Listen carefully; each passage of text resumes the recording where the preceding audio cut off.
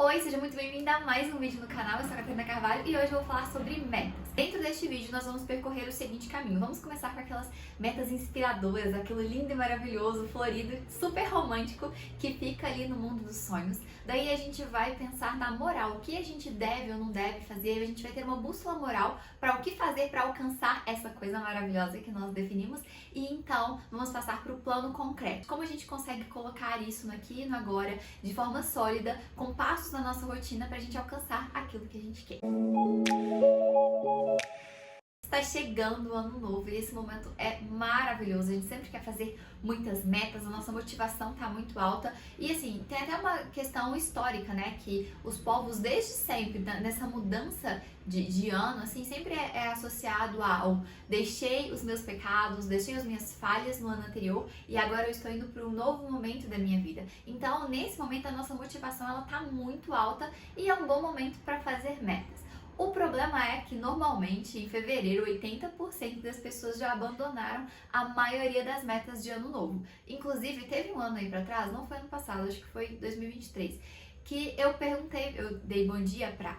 Eu não posso falar porque senão ela vai me responder e vai atrapalhar o vídeo. Mas eu dei bom dia pra ela. E ela virou e falou assim, hoje é o dia oficial de abandonar as suas metas. E eu falei, gente do céu, como assim? Porque eu sempre tô ali falando, vamos seguir as nossas metas, vamos seguir os nossos sonhos.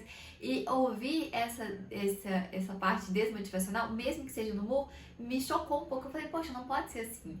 Então, mas infelizmente, o que acontece. As pessoas, elas abandonam as metas antes. Então, aqui a gente vai construir um caminho romântico, um caminho moral e um caminho sólido pra gente estabelecer as nossas metas de ano novo. Uma das coisas que é muito comum a gente errar na hora de fazer as metas é colocar só aquilo na nossa cabeça, sabe?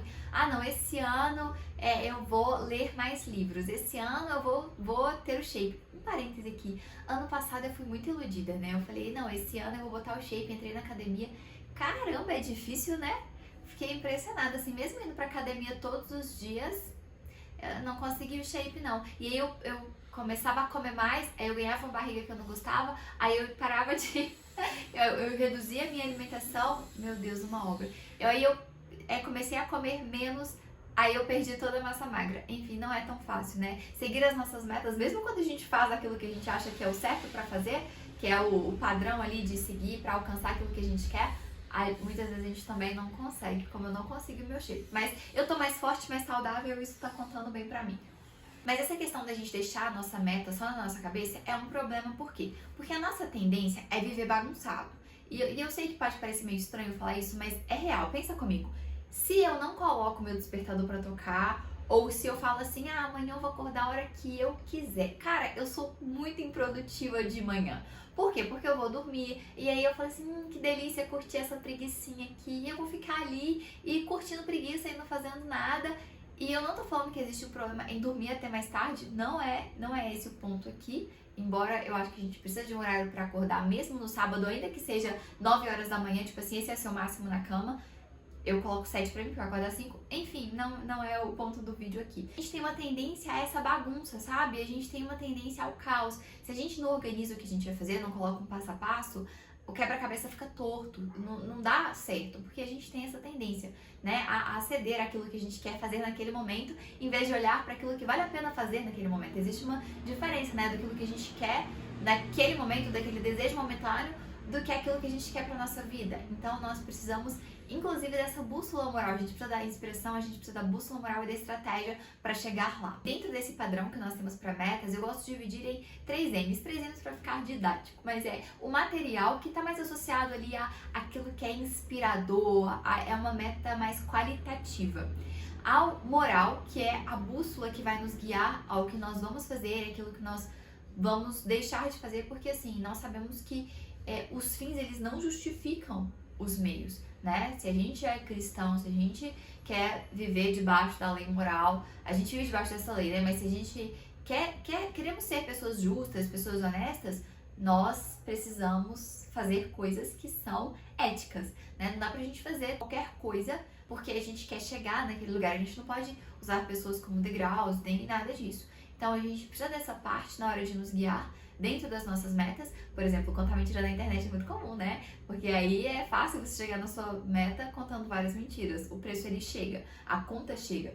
mas a gente precisa dessa bússola moral para que a gente consiga atingir as nossas metas de uma forma santa. A terceira parte é como a gente coloca, que é a parte mental, que é como a gente implementa isso na nossa rotina, como a gente transforma aquilo que é super romântico em algo mais concreto. Não que precisa largar o romantismo, mas com uma visão mais realista dos nossos sonhos mesmo. Então nós vamos percorrer o caminho desse vídeo, começando pela parte material, que é a parte inspiradora, depois nós vamos para a parte moral e finalmente para a parte mental. A verdade é que nós precisamos romantizar sim as nossas metas. Muitas vezes a gente fica assim, não, traz pra vida real, não, tem que fazer acontecer. A gente tem que fazer acontecer, mas muitas vezes a gente esquece de romantizar as nossas metas. E é muito bom romantizar as nossas metas, colocar metas inspiradoras, metas qualitativas, porque a gente precisa de motivação muitas vezes. A gente tá aqui no início do ano, né, final do ano, início de um outro, a gente tá aqui pensando, se você tá assistindo em dezembro, né, depende da época que você tá assistindo esse vídeo, mas no momento que eu estou gravando, estamos no final do ano, no início do outro. Mas neste momento, a gente tá ali pensando em novas metas, a gente tá com uma motivação muito alta, porque eu já falei desse recomeço e tudo mais. Mas quando chega ali agosto, junho, às vezes até abril, as pessoas já não estão tão motivadas. Na verdade, como eu falei no início do vídeo, né? Algumas vezes em fevereiro as pessoas já não estão motivadas a perseguirem os seus sonhos. E aí, nesse momento, nós precisamos que alguma outra coisa nos motive, que alguma outra coisa nos inspire. E é por isso que essa parte ela é importante. É por isso que nós precisamos ter aqueles sonhos floridos de princesa, sabe? Não que você precisa sonhar com flores, não é isso que eu estou falando. Mas aquela coisa de aquele romance, aquela coisa linda, maravilhosa, que parece quase inalcançável. Pois é, nós precisamos disso. Uma ferramenta perfeita para esse momento é o mural do sonho. Para fazer o mural é bem simples. Você pega um papel, um cartaz, uma cartolina, ou você pode fazer ele digital, imprimir, ou deixar só no digital, o jeito que você achar melhor. Mas nele você vai procurar no Pinterest, acho que é a melhor forma, né? Algumas coisas que você quer para sua vida. Então, o meu sonho é escrever um livro. E aí tá lá no meu Pinterest. Ou uma viagem que você quer fazer. Você vai lá, pega numa rede e coloca no seu mural a viagem que você quer fazer. E aí várias coisas que você quer ter. Um outro sonho meu é ter um cantinho com uma poltrona e vários livros na frente de uma janela. E aí a gente vai colocando assim, sabe? Os nossos sonhos, coisas que nós queremos ter, e a gente vai colocando. Você pode colocar aquilo que você quiser, coisas que você quer ter, às vezes do estilo que você quer começar a vestir, o cachorro que você quer ter no futuro. Eu fiz isso em um mural meu e hoje eu tenho o meu cachorro, mas isso é uma história para outro vídeo. O perigo do mural dos sonhos é porque algumas pessoas usam ele de forma errada. Eu gosto inclusive de chamar o mural de sonhos de mapa dos sonhos. Por quê? Porque ele funciona mais como um guia para aquilo que você quer do que como algo que você vai atrair. Porque você não vai conseguir atrair nada, porque energia positiva, esse negócio de lei da atração, é balela, né? Por isso, o jeito errado de usar o mural dos sonhos é você fazer o mural e você ficar se imaginando naquilo, vivendo aquilo, como se imaginar vivendo aquilo fosse atrair para você, fosse fazer as coisas na sua vida acontecerem. O mural dos sonhos, ele não é um mantra, não é um amuleto, não é um talismã. Ele é um mapa. Ele vai te guiar dentro da sua meta, ele vai te inspirar quando você estiver mais desmotivado. Por isso eu acho bom que ele esteja em um lugar que você veja todos os dias, sabe? O meu fica no meu Notion, então eu abro o meu Notion na minha dashboard, ele já tá lá, é a primeira coisa que eu vejo. É o meu mural dos sonhos, eu fico assim, nossa, ele tá me encarando, porque ele é desafiador, sabe? É bom que o nosso mural também seja desafiador. Tem hora que eu olho pra ele e fico assim, tudo bem, vamos trabalhar mais hoje, porque pra eu chegar aí eu preciso trabalhar mais. Então é muito importante a gente deixar ele em um lugar visível, que aí o dia que a gente estiver mais animado, ele vai nos inspirar e nos motivar a perseguir os nossos sonhos. Então ele sim, ele é inspirador, ele é romântico e tá tudo bem em ter uma meta romântica. A segunda parte é a parte moral. Como eu disse anteriormente, os fins não justificam os meios. Nós não podemos usar qualquer forma para alcançar aquilo que a gente quer. O roubo não é uma opção. Mentir para ganhar uma promoção, roubar o trabalho do outro para ganhar uma promoção, mentir sobre aquilo que você faz, aquilo que você vende. Cara, isso não é uma opção, isso não pode ser uma opção. Ferramenta, vocês vão perceber que eu gosto muito de recomendar ferramentas. Isso porque nos obriga a escrever, né? O mural dos sonhos nos obriga a colocar aquilo que a gente quer ali, então aquilo sai da nossa mente e vai pro digital ou pro papel, vai pro físico. A mesma coisa com essa ferramenta que eu vou recomendar para vocês, que ela se torna a nossa bússola moral naquilo que nós vamos perseguir. E essa ferramenta eu aprendi ela com o professor Olavo de Carvalho em uma das primeiras aulas do curso online de filosofia. E ela é o exercício do necrológio. O que é o exercício do necrológio? Você começa presumindo que você morreu, então você está morto. Morreu, acabou para você. Então você não consegue fazer mais nada a partir dali. A partir da sua morte, um amigo seu vai narrar a sua vida para outra pessoa te conhecer. Então é como se você escrevesse uma carta presumindo a sua morte sobre a vida perfeita que você quer levar. Então nela você coloca até a idade que você quer morrer. Claro, né? Nós fazemos planos, mas a resposta vem do Senhor. A questão aqui é que nós vamos escrever a nossa vida ideal, aquilo que nós queremos, só que quando a gente pensa que a gente já morreu, o foco ele migra de o que nós queremos ter para quem nós queremos ser.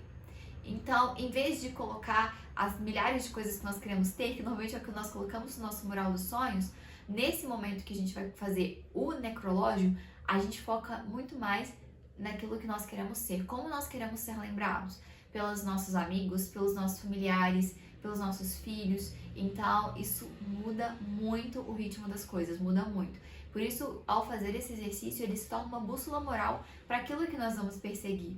Não é qualquer atitude que nós temos que é válida, porque para a gente ser aquilo que nós temos como ideal, nós precisamos ser nobres de caráter. A terceira parte, a parte mental, é uma parte mais prática da meta. É aquela parte que a gente vai colocar na nossa rotina, vai fazer acontecer. O romantismo ficou no mural dos sonhos, a parte moral ficou ali no necrológio. Não que eles não vão juntos operarem enquanto nós fazemos tudo, eles vão. Mas aqui agora, a nossa separação didática, nós vamos focar na parte mais prática, de fazer acontecer. Antes de mais nada, vou ter observado que eu estou sempre falando, escreva, coloque as fotos, deixe de uma forma, tire isso da sua cabeça.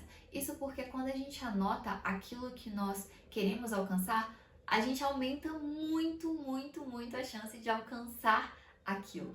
Então, assim, existem vários estudos que mostram que quem anota, quem traça um plano de ação, tem uma chance muito maior de alcançar aquilo que se planejou. Então, anote, essa parte é muito importante. Você precisa tirar da sua cabeça e colocar no papel. E o mais legal, eu gosto muito do papel físico, porque ele te encara, sabe? A nossa vontade, que a gente tem, né? Quando a gente para, a gente fazer meta, é a nossa vontade que tá ali, moral, bela, boa, que vai olhar e vai traçar as coisas. Mas na hora de fazer, às vezes a gente quer assistir uma série, às vezes a gente quer ficar um pouquinho mais no Instagram. E aí quando a gente tem aquilo por escrito, aquilo nos encara de uma forma que eu preciso perseguir isso. A minha vontade é essa, então eu não vou ceder pro meu desejo momentâneo. Com isso, a primeira coisa que nós vamos definir são os nossos resultados-chave. Então, naquilo que nós queremos alcançar, quais são os resultados-chave que nós precisamos atingir para chegar ali? Eu falei com vocês que um dos meus sonhos, um dos meus planos é escrever um livro.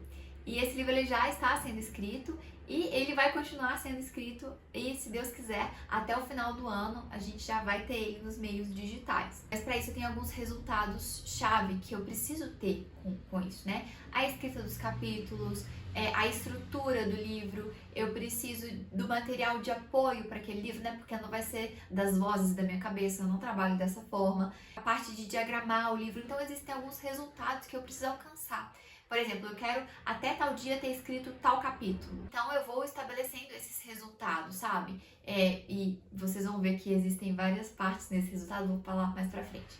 Mas ok, tiramos essa parte, vamos definir os nossos resultados-chave. Dentro disso, é importante que a gente elabore as nossas metas trimestralmente. Ou seja, a cada 3 meses a gente organiza a nossa meta, a gente define o que a gente quer fazer e faz. Não que a gente não possa ter sonhos para daqui a muito tempo. O mural dos sonhos ele vai contemplar esses planos.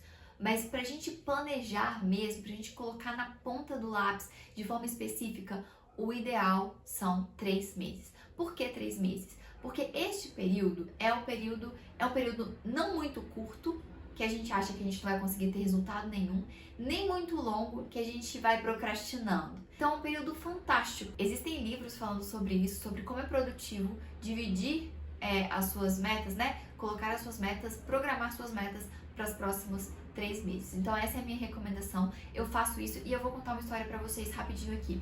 Eu, no início do ano passado, desse ano na verdade, no final do ano passado, no início desse ano, eu defini os livros que eu gostaria de ler este ano. E chegou no meio do ano, eu vi que eu não tinha lido a maioria dos livros que eu coloquei para ler. Mas aí quando eu mudei as minhas metas, eu falei, não, eu não vou colocar os meus livros anuais, eu vou colocar os livros que eu quero ler por trimestre. Quando eu mudei isso e eu peguei a minha lista do início do ano e coloquei no meu trimestre, eu li a maioria já. Alguns eu até troquei, eu troquei vários livros, substituí um por outro. A gente vai mudando, né? As nossas prioridades vão mudando dentro da nossa lista, mas eu li a maioria dos livros que eu queria ler no início, que eu programei para ler no início do ano, depois que eu coloquei como metas trimestrais. Então faz muita diferença você mudar esse estilo de colocar metas para o ano todo para colocar metas para cada 3 meses. Claro, né? De 3 meses em 3 meses, a galinha enche o papo. De grão em grão, a galinha enche o papo. Então, a cada 3 meses, você vai tendo grandes metas, alcançando as suas metas, chega no final do ano, você vai ter um resultado muito melhor do que se você tivesse colocado planejamento para um ano inteiro, sabe? Então, organize de 3 em 3 meses. E aí, dentro desses 3 meses, a gente vai colocar os nossos resultados-chave, o que a gente quer alcançar dentro desses 3 meses, para que a gente consiga alcançar a nossa meta do prazo que nós definimos. Então, se eu quero terminar o livro até ano que vem, o que eu posso fazer nesses 3 primeiros meses, né? Onde eu estou e o que eu preciso alcançar aqui para chegar lá. Nessa definição dos resultados-chave para os próximos 3 meses, que você segue a técnica SMART, que é muito boa para isso. A gente tem que tomar cuidado com ela para a gente não ficar cheio de tarefa inútil, sabe? Então, eu vou falar mais sobre isso em um outro vídeo, sobre essas tarefas que às vezes a gente só coloca coisas inúteis na nossa lista. Vou falar sobre isso em um outro vídeo. Mas por hora, é importante que as nossas metas elas sejam ousadas. Então, ela precisa ser específica, você precisa saber exatamente o que deve fazer. Elas precisam ser mensuráveis, você precisa olhar para aquilo e ver se você está alcançando, está chegando lá ou ainda não. Uma outra questão é que elas precisam ser alcançáveis, você precisa conseguir chegar lá dentro desses 3 meses. E aí, assim, aqui a gente trabalha dentro do possível. O impossível, a gente coloca no mural dos sonhos. E aí, dentro dos nossos 3 meses, a gente fazendo tudo que é possível para chegar nesses nossos resultados-chave que vão nos levar ao impossível, sabe? Então aqui é mais pé no chão. Dentro disso, fundamental que as metas elas sejam relevantes. Eu já falei sobre serem ousadas, mas elas precisam ser relevantes. Tem uma pergunta que eu acabei de reler o livro A Única Coisa e ela tá muito na minha cabeça. Se pergunte quando você estiver estabelecendo o seu resultado-chave, se pergunte qual é a única coisa que eu posso fazer que vai tornar todo o resto mais fácil ou até desnecessário. Ao invés de você colocar um tanto de tarefa, comece a pensar assim, qual que é o resultado que eu preciso ter que vai tornar todo o resto mais fácil, que vai eliminar um tanto de burocracia. Então você foca nisso. E sempre temporal, né? Nós precisamos definir prazo. Então, até tal semana dos meus 3 meses eu preciso finalizar isso. E aí a gente vai colocando as nossas metas. E assim a gente vai estruturando de uma forma smart. E é claro, a gente precisa ir colocando na nossa rotina, né? Uma meta que eu estou agora, que eu estou incorporando um hábito, né? Que a gente vai acabar transformando tudo em hábito. Eu vou falar sobre isso em um outro vídeo, ele tá já tá anotado o tema dele em breve. Se inscreva no canal, inclusive se você ainda não é inscrito, se inscreva no canal para você ter acesso a esses próximos vídeos. Você tá até aqui, eu tenho certeza que você está gostando desse vídeo. Então se inscreva aqui no canal, eu falo sobre produtividade, sobre metas, sobre fazer acontecer e uma vida bendita, uma vida santa, uma vida para a glória de Deus. O hábito que eu estou incorporando na minha rotina hoje é escrever 2 horas por dia. Eu quero escrever 4 horas por dia, mas a gente precisa começar devagar. Então isso vai facilitar escrever roteiros aqui para o YouTube, escrever os capítulos do meu livro, escrever os posts do Instagram, escrever no Substack. Vou deixar todas as minhas redes sociais aqui embaixo. Este é o passo a passo para a gente transformar as nossas metas, que são sonhos ali, que inspiradoras, em algo sólido. Colocá-las na nossa rotina pra gente fazer o que precisa ser feito, pra gente alcançar os nossos sonhos, construir o nosso castelo, né? Na rotina a gente vai colocando os tijolinhos, né? Eu sempre gosto de pensar nisso, que na rotina a gente vai colocando os tijolinhos do nosso castelo até que quando a gente dá um passo pra trás e vê tudo que a gente fez, a gente se surpreende com os resultados que nós tivemos. Metas, elas são fundamentais, elas guiam os tijolos que nós vamos colocar para eles não ficarem tortos, para cada hora fazer uma coisa e de repente dar aquele cartaz que não faz sentido nenhum, sabe aquele trabalho de escola que não faz sentido nenhum, cada um fez uma parte e não seguiu nada. Então as metas, o mural dos sonhos, ele vai nos guiar dessa forma, de uma forma inspiradora. O nosso necrológio será uma bússola moral para o que vamos fazer. E os nossos resultados-chave, sempre pensando na única coisa que é importante, qual que é o resultado mais importante que torna todo o resto mais fácil? Ele vai transformar aquilo que nos parece impossível em ações sólidas na nossa rotina. A última coisa que eu gostaria de dizer neste vídeo, para finalizar, é que todas as nossas metas, elas são espirituais. Tudo quanto fazemos como cristãos deve ser para a glória de Deus, deve ser o culto ao Senhor. Inclusive, elaborar as nossas metas. Cada pequena coisa do nosso dia comum é para a glória de Deus. Então, todas as partes das nossas metas são espirituais. E eu espero que você tenha gostado desse vídeo. Se você gostou, deixe seu joinha aqui, se inscreva no canal. Um beijo e até a próxima.